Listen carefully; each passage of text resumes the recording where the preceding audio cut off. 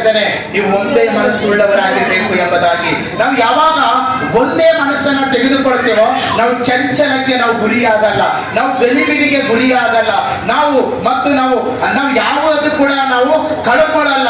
ಯಾಕಂದ್ರೆ ನಾವು ದೇವರ ಆಶೀರ್ವಾದವನ್ನ ನಾವು ಹೇಗೆ ಹೊಂದಿಕೊಳ್ತೇವೆ ಅಂತಂದ್ರೆ ನಾವು ಒಂದೇ ಮನಸ್ಸು ಉಳ್ಳವರಾಗಿದ್ರೆ ಮಾತ್ರ ನಾವು ಹೊಂದಿಕೊಳ್ತೇವೆ. ನಾವು ಒಂದೇ ಮನಸ್ಸು ಉಳ್ಳವರಾಗಿರ್ತೀವಿ ಅಂತಿಲ್ರಿ, ಇನ್ನೊಂದು ಮನಸ್ಸು ಬಂದ್ಬಿಟ್ಟು ನಮಗೆ ಕೆಡಿಸಿದ್ರೆ ನಾವು ಕೆಡಿಸೋದಲ್ಲ. ಯಾವಾಗ ಎರಡು ಮನಸ್ಸು ಉಳ್ಳವರಾಗಿರ್ತೇವೋ ಇನ್ನೊಂದು ಮನಸ್ಸು ಬಂದ್ಬಿಟ್ಟು ನಮಗೆ ಕೆಡಿಸ್ತದೋ ಅವಾಗ ನಾವು ಕೆಡಿಸೋಗಿರ್ತೇವೆ. ಅದಕ್ಕೆ ದೇವರು ಏನಂತ ಹೇಳ್ತಾರೆ ಗೊತ್ತದ?